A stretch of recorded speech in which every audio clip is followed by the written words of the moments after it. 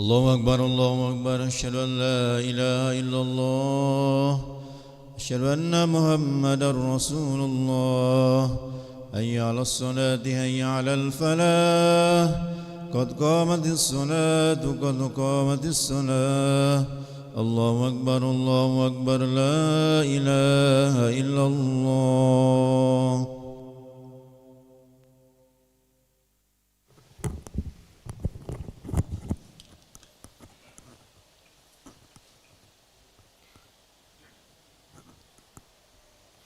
لا إله إلا الله محمد رسول الله صلى الله عليه وسلم استقيموا واعتدلوا سووا صفوفكم فإن تسوية الصفوف من تمام الصلاة افترسوا ولا تختلفوا وسد الخلل.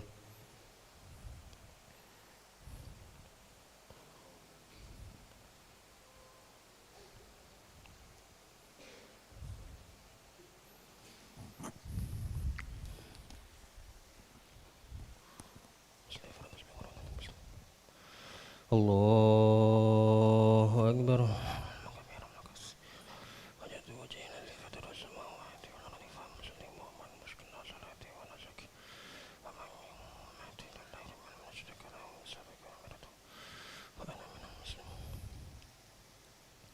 بسم الله الرحمن الرحيم الحمد لله رب العالمين الرحمن الرحيم مالك يوم الدين إياك نعبد وإياك نستعين اهدنا الصراط المستقيم صراط الذين أنعمت عليهم غير المغضوب عليهم ولا الضالين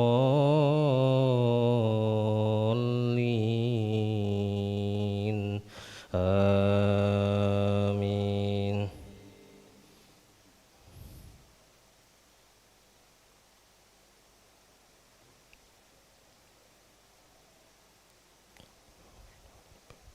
بسم الله الرحمن الرحيم يا أيها المدثر قم فأنذر ولربك بسم الله الرحمن الرحيم يا أيها المدثر قم فأنذر وربك فكبر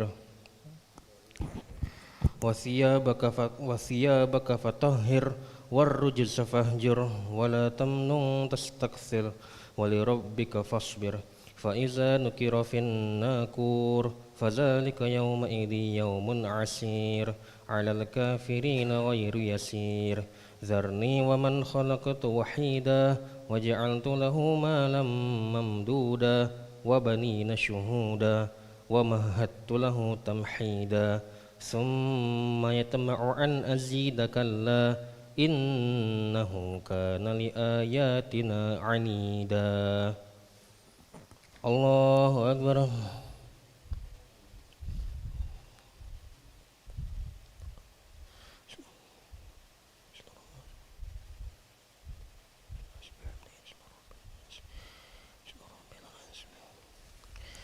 سمع الله لمن حمده.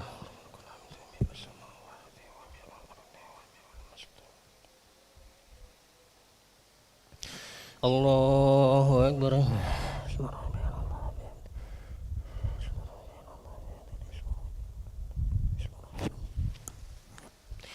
الله أكبر.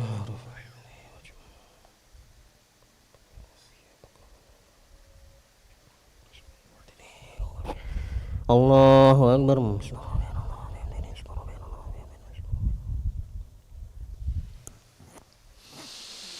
الله أكبر. بسم الله الرحمن الرحيم الحمد لله رب العالمين الرحمن الرحيم مالك يوم الدين إياك نعبد وإياك نستعين اهدنا الصراط المستقيم صراط الذين أنعمت عليهم غير المغضوب عليهم ولا الضالين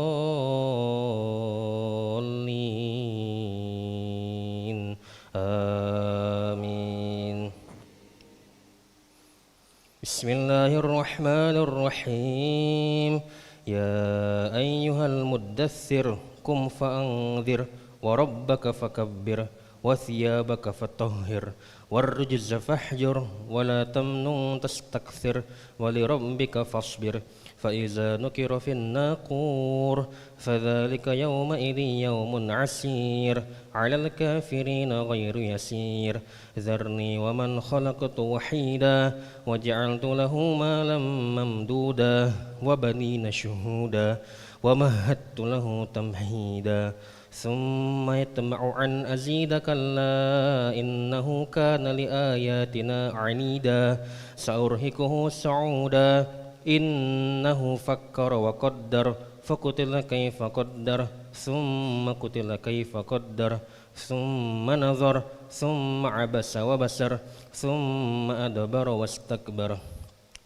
فقال إن هذا إلا سحر يؤثر إن هذا إلا قول البشر سأصليه سقر وما أدراك ما سقر لا تبقي ولا تذر لواحة للبشر عليها 19 وما جعلنا أصحاب النار إلا ملائكة وما جعلنا عدتهم إلا فتنة للذين كفروا ليستيقن الذين أوتوا الكتاب ويزداد الذين آمنوا إيمانا ولا يرتاب الذين أوتوا الكتاب والمؤمنون وليقول الذين في قلوبهم مرض ما أراد الله بهذا مثلا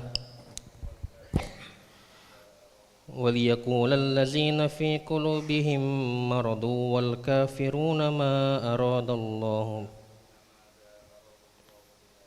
وليقول الذين في قلوبهم مرض والكافرون ماذا أراد الله بهذا مثلا كذلك يضل الله من يشاء ويهدي من يشاء وما يعلم جنود ربك إلا هو وما هي إلا ذكرى للبشر كلا والقمر والليل إذ أدبر والصبح إذا أسفر إنها لإحدى الكبر نذيرا للبشر لما شاء منكم أن يتقدم أو يتأخر كل نفس بما كسبت رهينة إلا أصحاب اليمين في جنات يتساءلون عن المجرمين ما سلككم في سقر قالوا لم نك من المصلين ولم نك نطعم المسكين وكنا نخوض مع الخائضين وكنا نكذب بيوم الدين حتى أتانا اليقين الله أكبر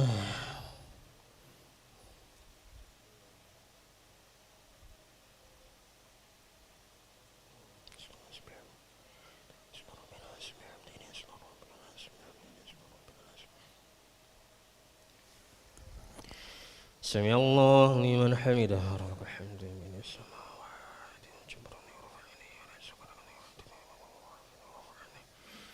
اللهم اهدنا فيمن هديت وعافنا فيمن عافيت وتولنا فيمن توليت وبارك لنا فيما أعطيت وقنا برحمتك شر ما قضيت فإن تقضي ولا قضى عليك وإنه لا يجمع ولا جد وتبارك وفلك الحمد ونستغفرك ونتوب إليك اللهم ادفع عنا الغلاء والبلاء والفحشاء والمنكر والزلازل والفتن والمهن ما ظهر منها وما بطن من بلدنا هذا خاصة ومن بلدان المسلمين عامة إنك على كل شيء قدير اللهم أعز الإسلام والمسلمين وأذل الشرك والمشركين ودمر أعداءك أعداء الدين اللهم أهلك الكفرة واليهود والنصارى وأعوانهم اللهم فرق جمعهم وزلزل أقدامهم ومزقهم كل ممزق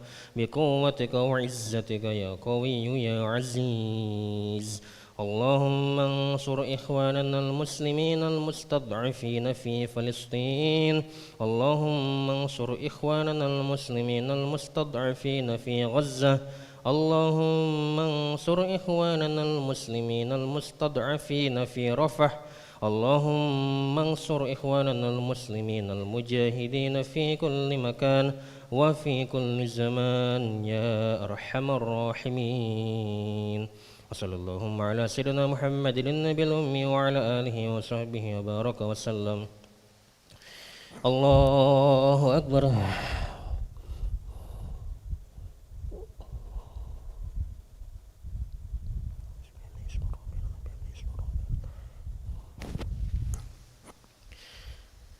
الله أكبر.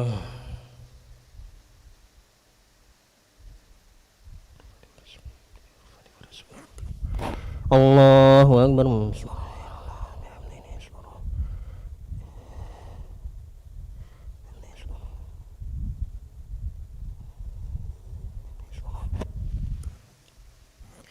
الله أكبر.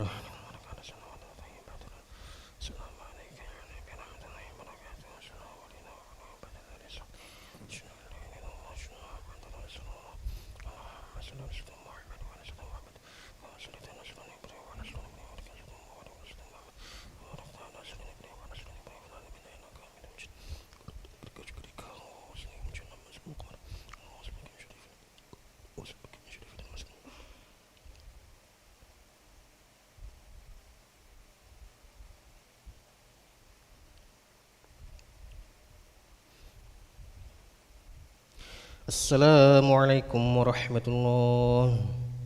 السلام عليكم ورحمة الله.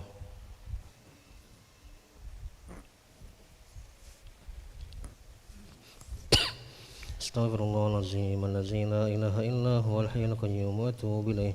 أستغفر الله العظيم الذي لا إله إلا هو الحي القيوم وأتوب إليه. أستغفر الله العظيم الذي لا إله إلا هو الحي القيوم وأتوب إليه. لا إله إلا الله وحده لا شريك له، له الملك وله الحمد ويميت وهو على كل شيء قدير. لا إله إلا الله وحده لا شريك له، له الملك وله الحمد ويميت وهو على كل شيء قدير.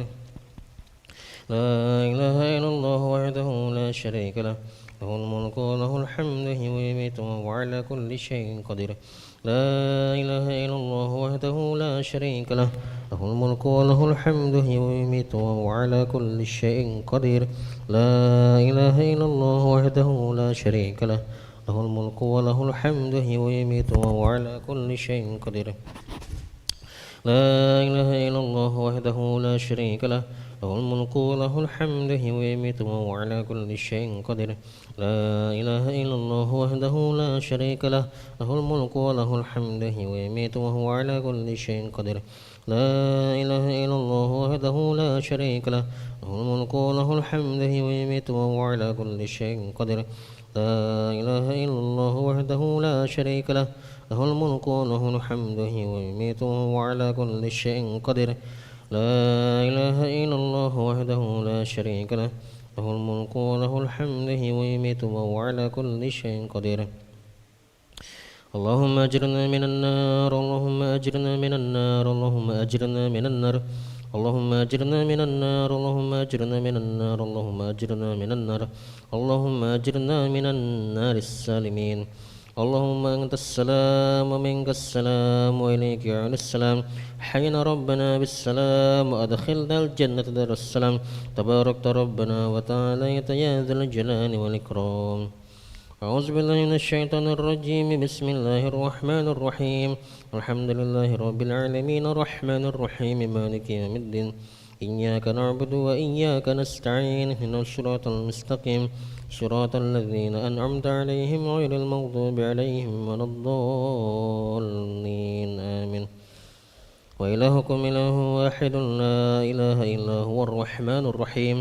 الله لا إله إلا هو الحي القيوم لا تأخذه سنة ولا نوم له ما في السماوات وما في الأرض ما ذا الذي يشفع عنده إلا بإذنه يعلم ما بين أيديهم وما خلفهم ولا يحيطون بشيء من علمه إلا بما شاء وسع كرسي السماوات والأرض ولا يؤوده حفظهما وهو العلي العظيم شهد الله أنه لا إله إلا هو والملائكة وأولو العلم قائما بالقسط لا إله إلا هو العزيز الحكيم إن الدين عند الله الإسلام وما اختلف الذين أوتوا الكتاب إلا من بعد ما جاءهم العلم بغيا بينهم ومن يكفر بآيات الله فإن الله سريع الحساب قل اللهم مالك الملك تؤتي الملك من تشاء وتنزع الملك ممن تشاء وتعز من تشاء وتذل من تشاء بيدك الخير إنك على كل شيء قدير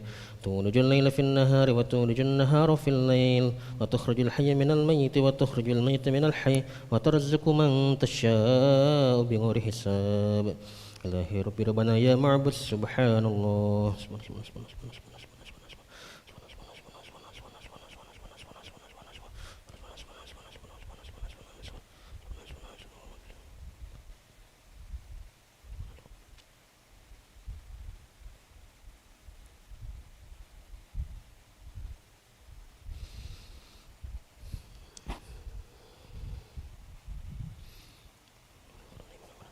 الحمد لله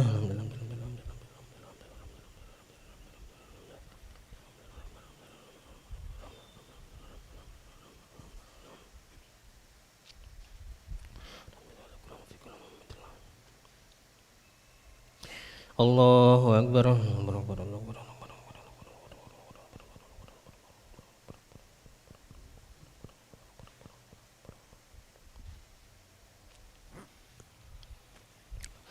الله أكبر كبيرا الحمد لله كثيرا سبحان الله بكرة وأصيلا لا إله إلا الله وحده لا شريك له له الملك وله الحمد يميت وهو على كل شيء قدير ولا حول ولا قوة إلا بالله العلي العظيم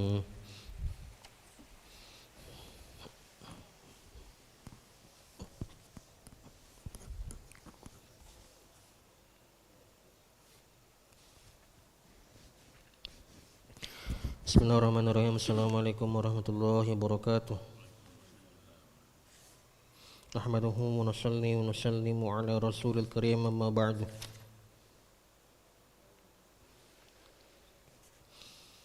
Pada kesempatan subuh kali ini insyaallah kita akan mendengar beberapa hadis mengenai fadilah keluar di jalan Allah. An Abi Umamah radhiyallahu anhu anna rajulan qala ya Rasulullah i'zalli fi siyahah qala an-nabi sallallahu alaihi wasallam inna siyahata ummatil jihadu fi sabilillah ta'ala. Dari Abu Umamah radhiyallahu anhu bahwasanya seorang laki-laki bertanya, wahai Rasulullah, izinkanlah aku untuk mengembara. Nabi sallallahu alaihi wasallam bersabda, sesungguhnya pengembaraan untuk umatku adalah keluar di jalan Allah. Hadis riwayat Abu Daud. Bab larangan mengembara. Diulangi dari Abu Umamah radhiyallahu anhu bahwasanya seorang laki-laki berkata, wahai Rasulullah, izinkanlah aku untuk mengembara. Nabi SAW bersabda, sesungguhnya pengembaraan untuk umatku adalah berjihad keluar di jalan Allah. Hadis riwayat Abu Daud. An Fadalah bin Ubaid radhiyallahu anhu qala Rasulullah sallallahu alaihi wasallam aqrabul amali ila Allah azza wa jalla al-jihad fi sabilillah wa la yuqaribuhu syai'un. Dari Fadalah bin Ubaid radhiyallahu anhu berkata, Rasulullah sallallahu alaihi wasallam bersabda, amal yang paling dekat pada Allah adalah jihad fi sabilillah. Tidak ada sesuatu pun yang bisa menyamainya. Hadis riwayat Bukhari. Diulangi dari Fadalah bin Ubaid radhiyallahu anhu berkata, Rasulullah sallallahu alaihi wasallam bersabda, amal yang paling dekat pada Allah adalah jihad fi sabilillah.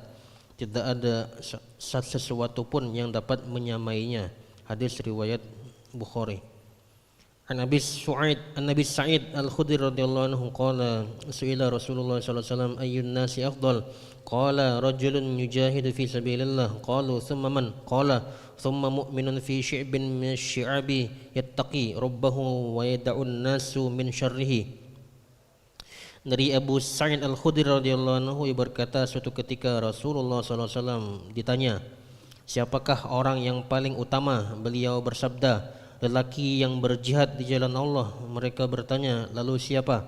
Beliau menjawab, seorang mukmin yang berada di satu tempat, seorang mukmin yang berada di tempat antara dua bukit, bertakwa pada Tuhannya dan meninggalkan manusia agar mereka terhindar dari keburukan mereka.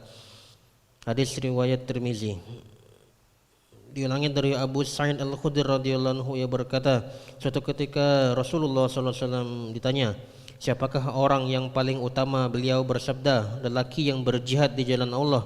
Mereka bertanya, lalu siapa lagi? Beliau menjawab, seorang mukmin yang berada di satu tempat di antara dua bukit, bertakwa pada Tuhannya dan meninggalkan manusia agar mereka terhindar dari sifat buruknya. Hadis riwayat Tirmizi. An Abi Sa'id radhiyallahu anhu an Nabi sallallahu alaihi wasallam annahu su'ila ayyul mu'minina akmalu imanan qala rajulun yujahidu fi sabilillah bi nafsihi wa malihi wa rajulun ya'budullaha fi sya'bin min asy-sya'bi qad kufiya an-nasu syarrahu. Dari Abu Sa'id Al-Khudri radhiyallahu anhu dari Nabi sallallahu alaihi wasallam bahwasanya beliau pernah ditanya, siapakah orang mukmin yang paling sempurna imannya? Beliau menjawab, seseorang yang berjihad di jalan Allah dengan harta dan jiwanya sendiri, dengan jiwanya dan hartanya sendiri, dan seorang laki-laki yang menyembah Allah di satu tempat antara dua bukit, menyelamatkan orang-orang dari keburukan dirinya. Hadis riwayat Abu Daud. Diulangi dari Abu Sa'id Al-Khudri radhiyallahu anhu dari Nabi sallallahu alaihi wasallam bahwasanya beliau pernah ditanya, siapakah orang mukmin yang paling sempurna imannya? Beliau menjawab, seseorang yang berjihad di jalan Allah dengan jiwa dan hartanya sendiri, dan seseorang laki-laki menyembah Allah di satu tempat di antara dua bukit, menyelamatkan orang-orang dari keburukan dirinya. Hadis riwayat Abu Daud. An Abi Hurairah radhiyallahu anhu qala sami'tu Rasulullah sallallahu alaihi wasallam yaqul mauqifu sa'atin fi sabilillahi khairun min qiyami lailatul qadri indal hajaril aswad. Dari Abu Hurairah radhiyallahu anhu ia berkata, aku mendengar Rasulullah sallallahu alaihi wasallam pernah bersabda, berdiri sesaat di jalan Allah lebih baik daripada solat malam pada malam Lailatul Qadar di depan Hajar Aswad. Hadis riwayat Ibnu Hibban. Diulangi dari Abu Hurairah radhiyallahu anhu berkata, aku mendengar Rasulullah sallallahu alaihi wasallam pernah bersabda, berdiri sesaat di jalan Allah lebih baik daripada salat malam pada malam Lailatul Qadar di depan Hajar Aswad. Hadis riwayat Ibnu Hibban. Alhamdulillah kita dengar beberapa hadis mengenai fadilah berjihad keluar jalan Allah dengan harta dan jiwa. Insyaallah apa kita dengar kita ambil pelajaran untuk kita amalkan dan kita sampaikan. A'udzubillahi minasyaitonir rajim. Bismillahirrahmanirrahim. Alhamdulillahi rabbil alamin. Hamdan syakiran hamdan na'iman hamdan yu'afi ni'amahu wa yukafi'u mazidah. Ya Rabbana lakal hamdu kama yanbaghi li jalali wajhikal karim wa li 'azimi sultanik. Allahumma shalli ala sayyidina Muhammad wa ala ali sayyidina Muhammad. Rabbana zalamna anfusana wa illam taghfir lana tarhamna lanakunanna minal khasirin. Rabbana ighfir lana dhunubana wa dhunub walidina warhamhum kama rabbawna shighara. Lijami'il muslimina wal muslimat wal mu'minina wal mu'minat al-ahya minhum wal amwat bi rahmatika arhamar rahimin. ربنا لا تزغ قلوبنا بعد إذ هديتنا وهب لنا من لدنك رحمة إنك أنت الوهاب اللهم أرنا الحق حقا وارزقنا اتباعه وارنا الباطل باطلا وارزقنا اجتنابه اللهم أعنا على ذكرك وشكرك وحسن عبادتك يا مقلب القلوب ثبت قلوبنا على دينك يا مصرف القلوب صرف قلوبنا على طاعتك ربنا لا تجعلنا فتنة للقوم الظالمين ونجنا برحمتك من القوم الكافرين ربنا افرج علينا صبرا وتوفنا مسلمين ربنا اجعلنا مقيمين الصلاة من ذريتنا ربنا وتقبل دعاء اللهم الحمنا مراشد أمورنا وإذنا من شرور نفوسنا اللهم اهدنا واهد بنا واهد الناس جميعا واجعلنا سببا لمن اهتدى يا حي يا قيوم برحمتك نستغيث أصلح لنا شرنا كلها ولا تكلنا إلى أنفسنا طرفة عين ربنا هب لنا من أزواجنا وذريتنا قرة أعين واجعلنا للمتقين إماما ربنا آتنا في الدنيا حسنة وفي الآخرة حسنة وقنا عذاب النار وصلى اللهم على سيدنا محمد النبي الأمي وعلى آله وصحبه وسلم يفعل سبحان ربك رب العزة عما يصفون وسلام على المرسلين والحمد لله رب العالمين أشهد أن لا إله إلا الله إلها واحدا وربا شاهدا ونحن له مسلمون نشهد أن لا إله إلا الله إلها واحدا وربا شاهدا ونحن له مسلمون نشهد أن لا إله إلا الله إلها واحدا وربا شاهدا ونحن له مسلمون يا أرحم الراحمين يا أرحم الراحمين يا أرحم الراحمين فرج على المسلمين يا أرحم الراحمين يا أرحم الراحمين يا أرحم الراحمين فرج على المسلمين يا أرحم الراحمين يا أرحم الراحمين يا أرحم الراحمين فرج على المسلمين والحمد لله رب العالمين تقبل الله منكم صلى الله على محمد صلى الله عليه وسلم